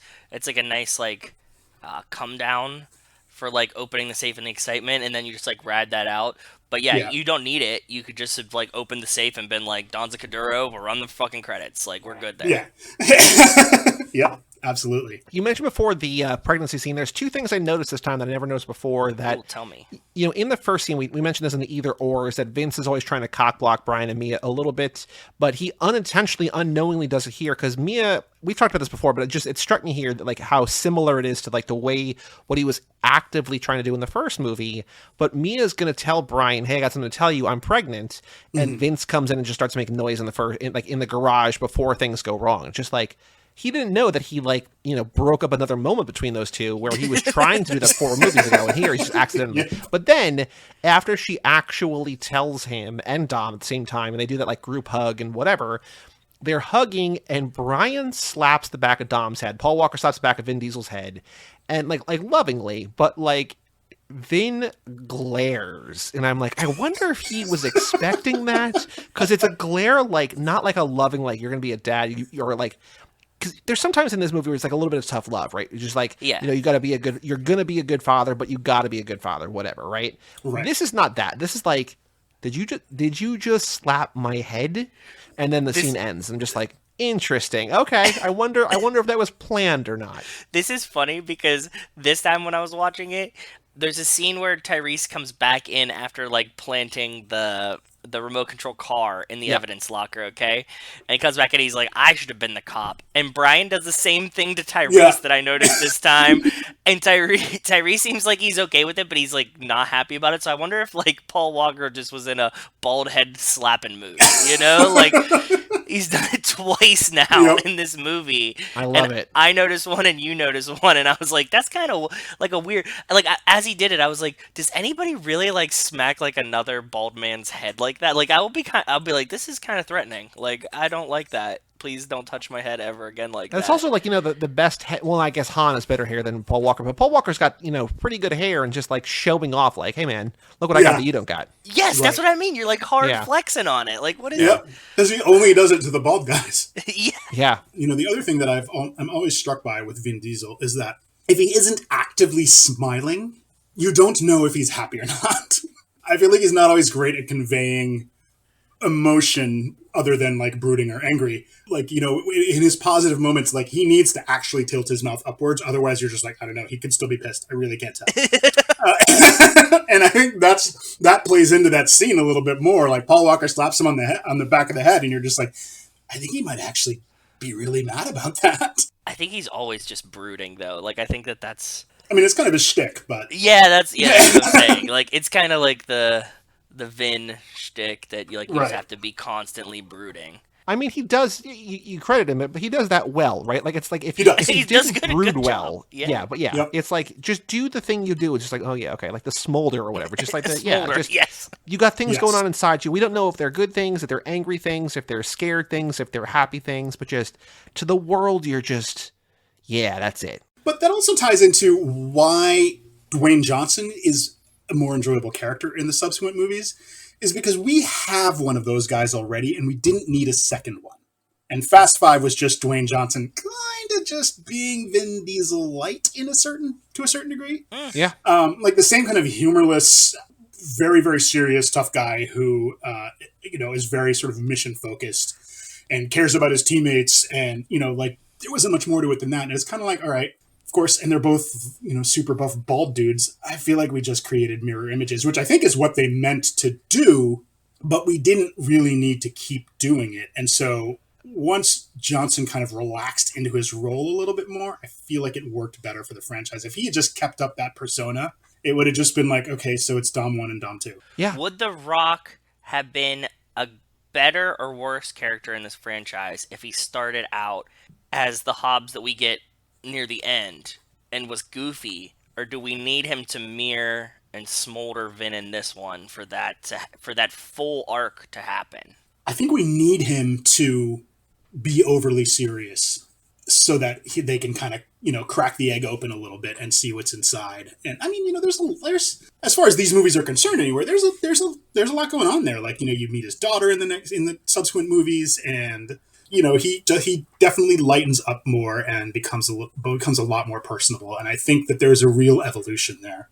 That isn't just necessarily him becoming more comfortable in the character self, but also I think the writing just did him a favor by loosening him up a little bit and making him a little bit more relatable. I mean, I think if he was going to continue to be an antagonist, it would have been fine if he had just continued to be that, like, implacable guy who does nothing but chase bad guys.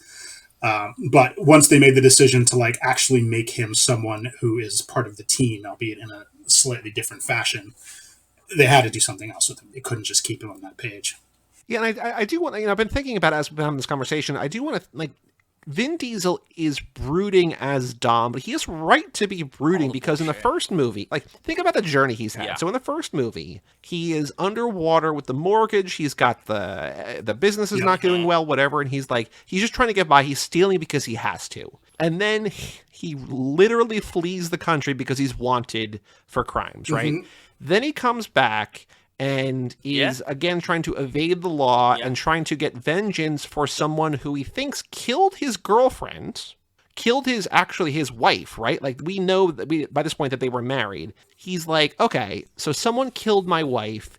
I shouldn't go back to the country, but I have to go back to the country. I'm going to go back. And then he gets arrested and it's just like, you're starting at 25 to life or whatever, no possibility of parole.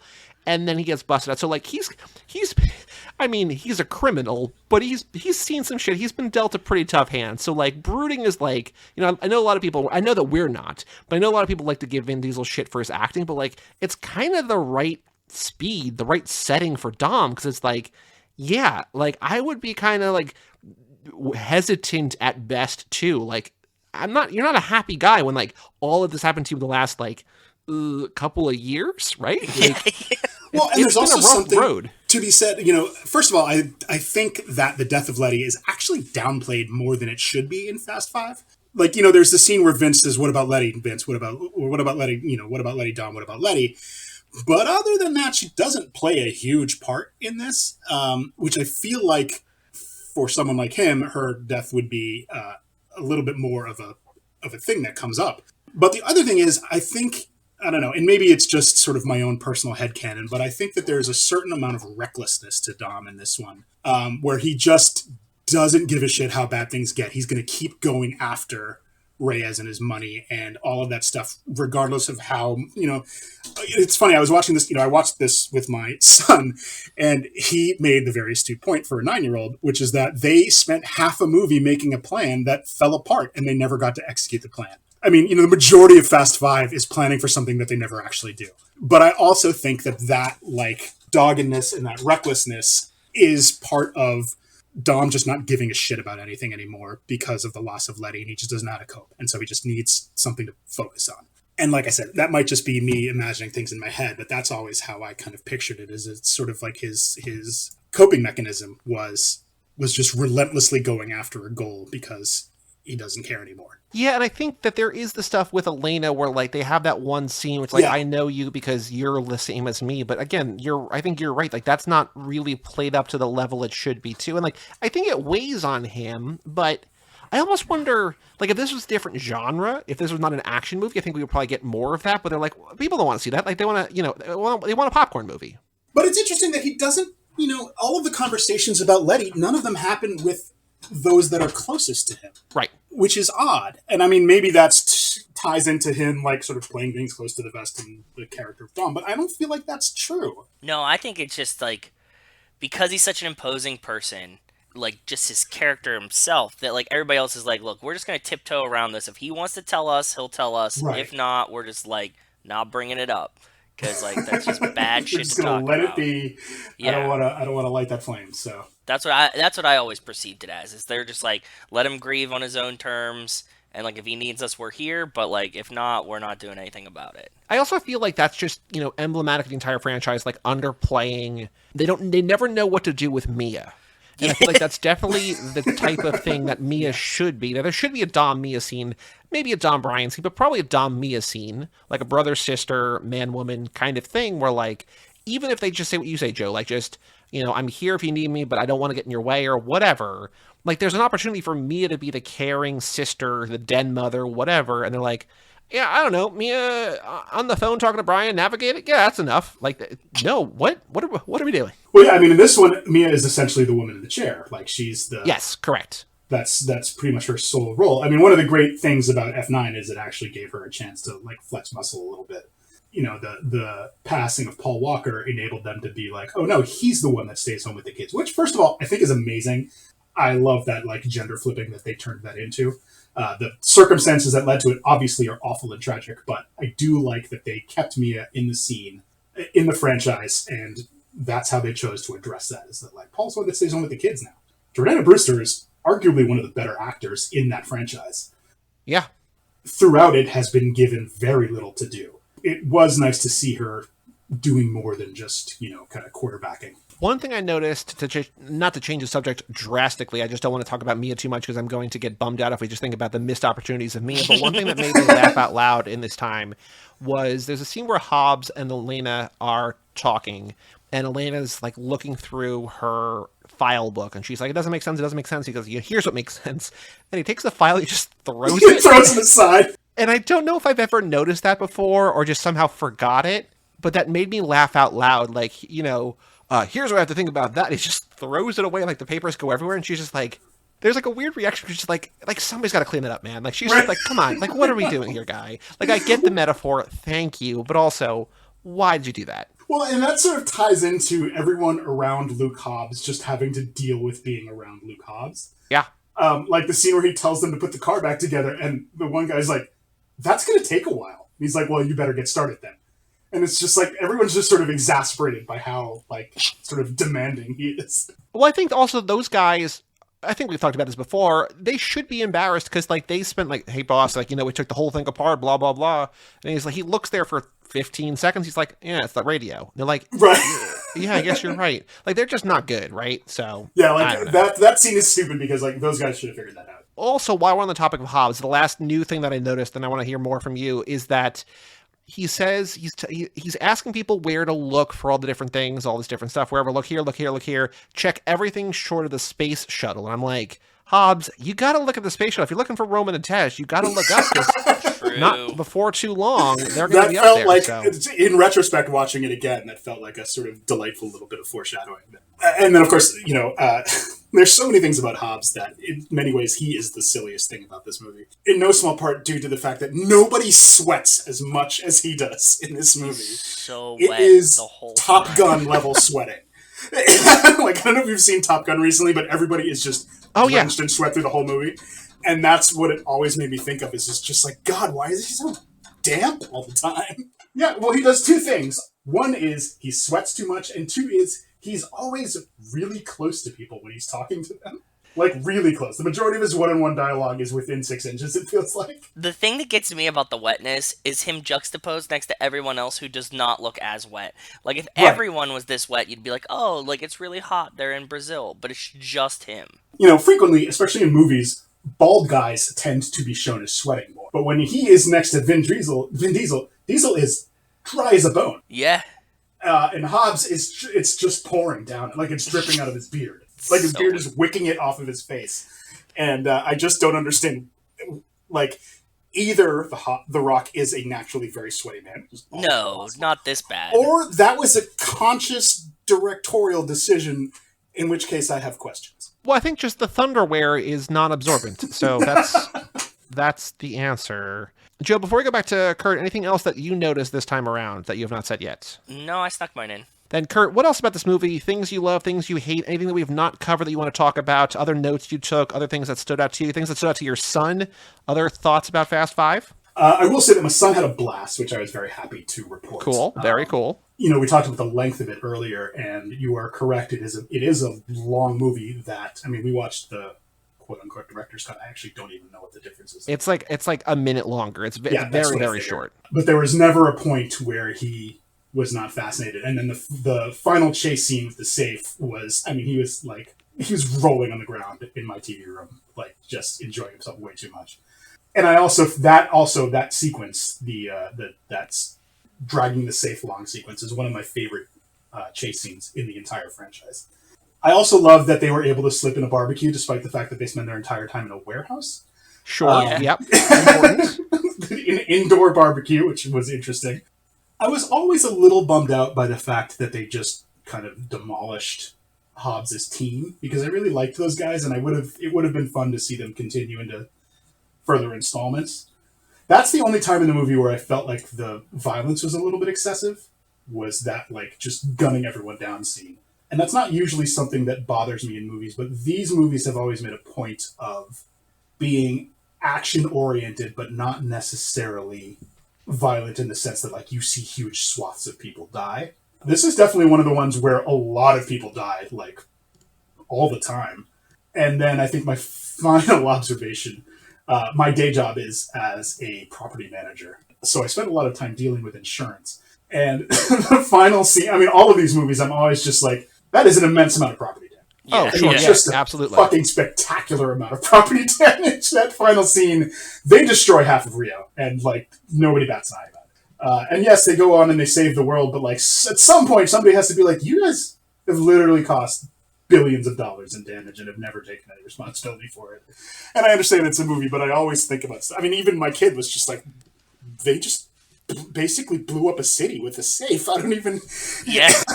Well, you know, we just talked about our last two episodes were the Crank movies, Crank and Crank High Voltage, and they make a point in the second movie to have Glenn Howerton's character, Dennis from Sunny, he goes back, because he's a nurse, he's a doctor or a nurse in the first movie, and Statham, like, abuses him to, like, get, to electroshock his heart, right? And so in the second movie, he's in therapy. It's like, yeah, that's what we don't see. We talked about this in those episodes. Like, we don't see the fallout from, like, our heroes, like, running amok in the city. Like, we don't see the people who are on the bus that, or, like, in the coffee shop where the safe gets pulled through the coffee shop in this movie. And it's just like, that person's life was, like, irrevocably changed because, like, they took a corner a little bit too hard or whatever, right? So... Well, and not to mention that, like, are you really telling me that they did that entire sequence and no one got hurt? I mean, like, there's got to be at least 50 dead cops in that show. Well, they do have one throwaway line where they're like, all the cops that are there are on payroll. So, like, all of the crooked cops or whatever, all the corrupt cops in Rio are after you. Yes, they make a which point doesn't of mean saying they don't have families at home or whatever, right? Exactly. And, like, we could talk about the entire socio-political aspect of, like, being a corrupt cop in a place like Rio is something you may not even have much of a choice about. Yeah. Well, we know from this movie that there's only one straight cop, not crooked cop, in all of Rio, and that's Elena, right? And that's Elena, that she exactly. Which The Rock somehow just knew. He's the best detective in the room. Yes. Kurt, are you ready to find out which Fast and Furious character you are? Absolutely. All right, so this is a 7-question quiz, kind of like a J14 BuzzFeed style quiz. Again, no wrong answers. You can explain yourself or not, but there are 6 multiple choice answers per question, and then at the end you'll find out who you are and a description, sort of astrological. Question number 1: how fast are you? NASCAR, roller coaster, Lamborghini Murcielago, Toyota Prius, Vespa, or Razor scooter? I don't actually enjoy roller coasters, but I am going to say roller coaster just in terms of speed. Perfect. Cool. Now, question number 2, you know what's coming. How furious are you? The Hulk, Kylo Ren, Christian Bale in that one movie set that one time, Mel Gibson, Charlie Brown, or Jack McBrayer? I'm actually going to go with the Hulk, only because I have been compared to him a number of times. Not because I am first of all, I am a somewhat large person who is also quite prone to A, losing my temper, and B, breaking things, not because I lose my temper, but because I'm incredibly clumsy.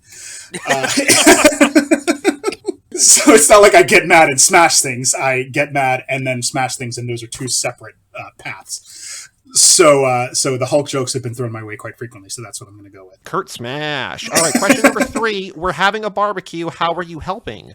Are you manning the grill, saying grace, kicking back with a beer, babysitting, being the entertainment, or sneaking a snack? I am absolutely either manning the grill or babysitting, but I will say most likely manning the grill. Nice. Question number 4. You've got time to kill. What are you doing? Are you grabbing a bite, working on your car, hanging with friends, drinking a beer, working out, or just doing some work on your computer? Probably drinking a beer. Describe your wedding. I'm never getting married. It's just me and my partner. It's us and our families. It's a backyard country affair.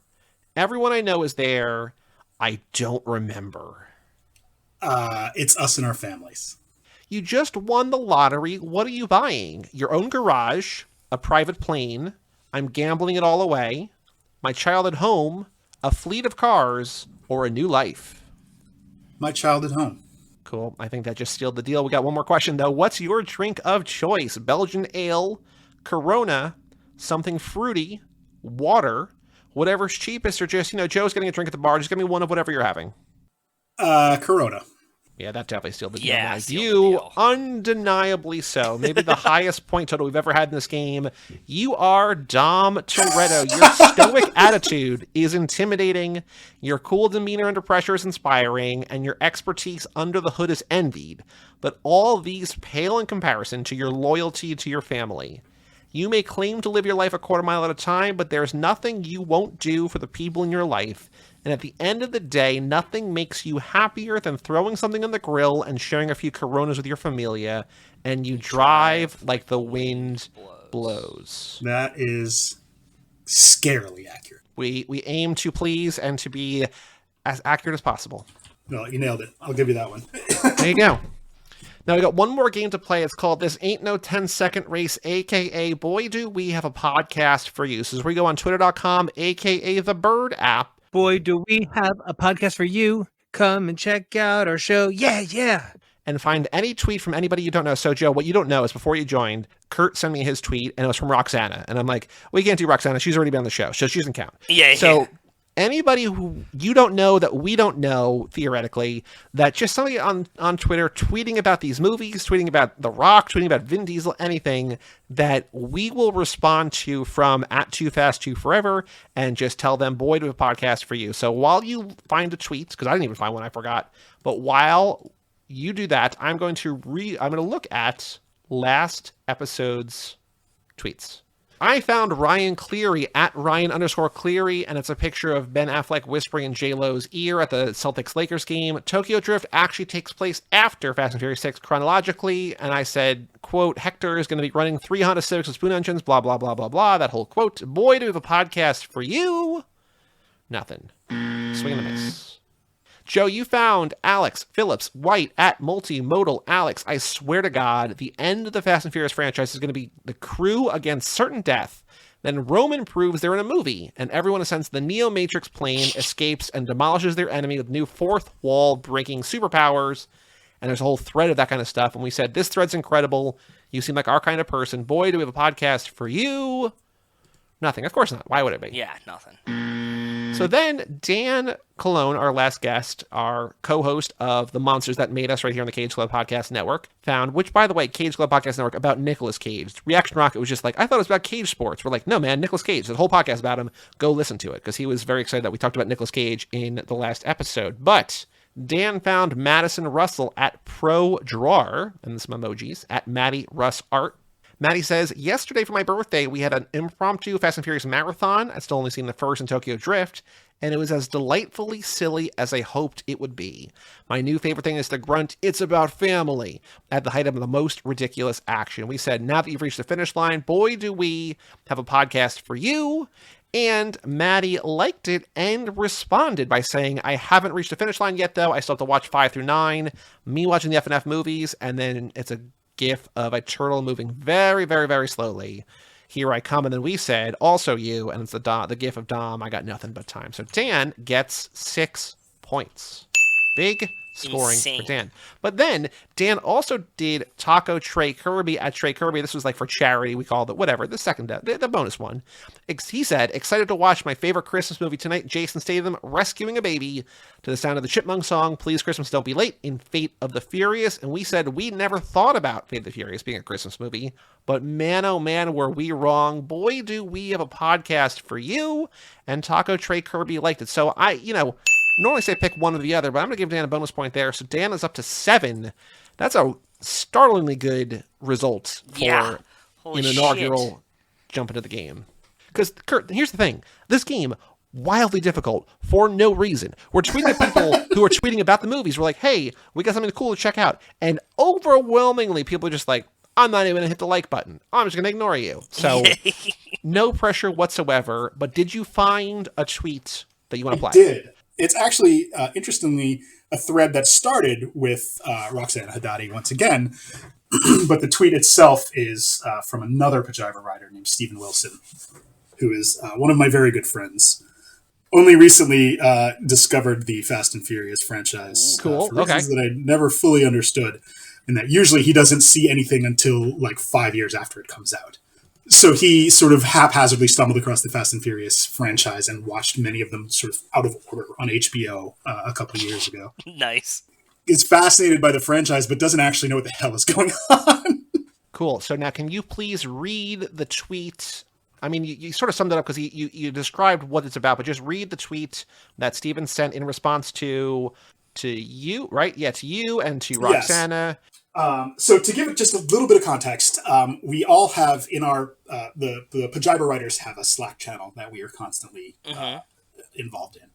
And one of the things that is consistently coming up is movies that we love that the other writers haven't seen.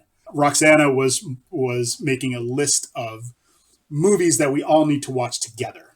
Shawshank was one of them. Almost Famous is one of them because that's the one that Steven refuses to watch that Dustin loves desperately. And Steven wrote... counterpoint, instead of all that, we could just watch the entire Fast and Furious franchise in approximately the same runtime. And then he followed that up to say, I watched all of them out of sequence in the first place, and some of them I started in the middle and then watched the first half when HBO wrapped back around the next day.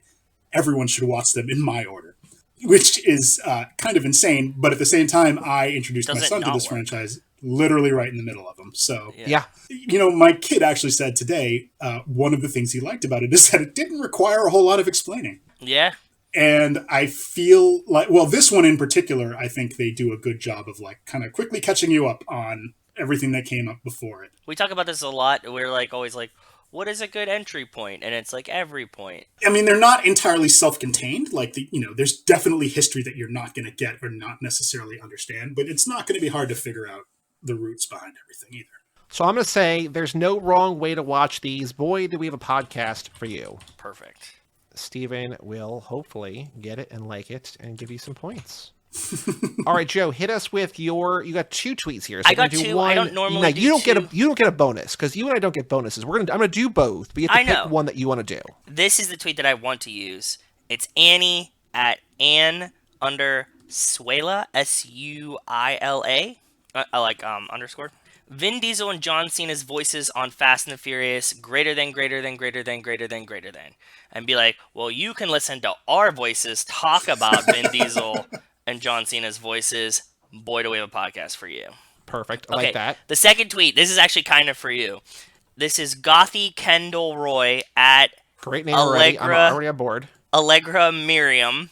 Her tweet is, many of the problems of Fast and the Furious Tokyo Drift could be solved if they took advantage of Tokyo's robust public transit system instead of resorting to cars.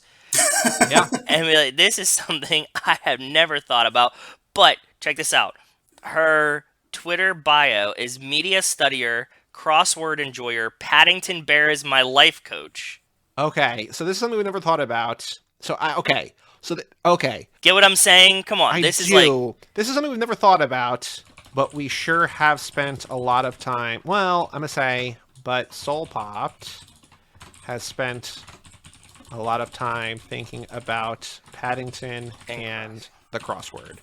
Boy, do we kind of sort of have a podcast.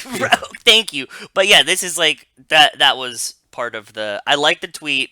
I saw the bio and was like, this is too good to not also like I don't need points for it, but it's just I know, much. like we're finding people that we should be friends with. Remember that person was just like, I like Carly Rae Jepsen and Jeff Rosenstock. It's like, yeah, cool. And then they're like, nope. Fuck off. And you're like, come on, man. Succession of it all, right? Exactly. Yeah. I found Tyler at Bad Jokes by Ty, who quote tweeted, Treebeard said, 10 movies to know about me, and then list 10 movies. And I guess this is the meme going around. And Tyler said, The Fast, the Furious, Too Fast, Tokyo Drift, Fast and Furious, Fast 5, Fast and Furious 6, Furious 7, The Fate of the Furious, Muppets Most Wanted, F9. I love that he put it in, not at the end and not at the beginning, just inserted it in there. Don't you mean Fast and Furious presents the Muppets Most Wanted? Yes. Boy, to a podcast for you. Again, one of us says it every time. We've had some great tweets today. That does not mean shit, because it's not going to work, but... Found some great tweets, found some people that probably would like listening to us. Yeah, man. That's okay. Again, though, Kurt, like, if you listen to the next episode, in 2 weeks when we talk about Fast and Furious 6 and you hear us reflect back on this game, just brace yourself. You're not going to score any points. If you do, minor miracle. It's so hard for absolutely no reason. Very true.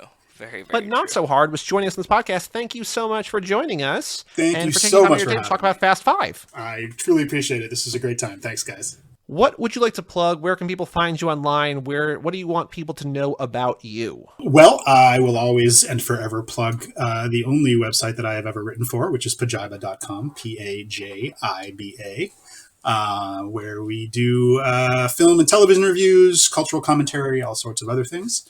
If you want to find me online, my Twitter handle is @TKHatesYou. Which sort of ties into that whole Furious thing from earlier. I was going to say, it's very Dom of you. That's a... Yep. That's pretty much it. My online presence is not nearly as prolific as it once was. I sort of scaled back when I had a kid several years ago. So that's where I am. But that's pretty much all I got. Go see the movie Respect. It's really good. My sister directed it. Yeah. And she also, I was looking at her IMDb while we were talking, and she's directed a handful of TV episodes about really, really good shows. So she's got a nice little resume going. No, she's like weirdly famous, which is very strange for my family. It all works. And now you're on the podcast, and we're the premier dedicated Fast and Furious podcast. So next week, Joe, we are going back to The Well, the original Shaw Brothers Well. We're doing a movie that I've been meaning to watch forever that I have not seen yet. I think. Hold on. Let me make sure, before I start running my mouth about things that I haven't seen. I don't think I've seen this one. I have not seen this one. We are doing another classic Shaw Brothers movie starring Gordon Liu, once again, a.k.a. Pai Mei. Okay. We are doing The 8-Diagram Pole Fighter. It is one of the big Shaw Brothers movies. Have you seen this one, or have you not seen this one? The 8-Diagram Pole Fighter? That's what it's called? Yeah. Mm-hmm. Sounds fun. The Yangs are betrayed by a government official conspiring with the Mongols. I mean, it doesn't really matter because it's just going to be kung fu and martial arts, right? So it's going to be cool. Exactly. Buddhist temples involved. There's guys swinging sticks around. I see a stick. I see a stick. We're good. Yeah, man. Perfect. So I don't know that this is streaming for free anywhere, but you can rent it just about anywhere for a couple bucks. So the 8-Diagram Pole Fighter coming at you in 1 week. But for all things Too Fast, Too Forever, go to cageclub.me, facebook.com/TooFastTooForever, or @TooFastTooForever on Twitter and Instagram. Email us, family@cageclub.me. Check out our Patreon page for our bonus episodes, minute documents, swag, merchandise, our undying love and affection at TooFastTooForever.com, and our store at TooFastTooForever.shop. And come back next week for the Shaw Brothers, the 8-Diagram Pole Fighter. I'm Joey Lewandowski. I'm Joe, too. And that was Kurt Tommy of Pajiba.com, and we'll tell you all about it. We'll see you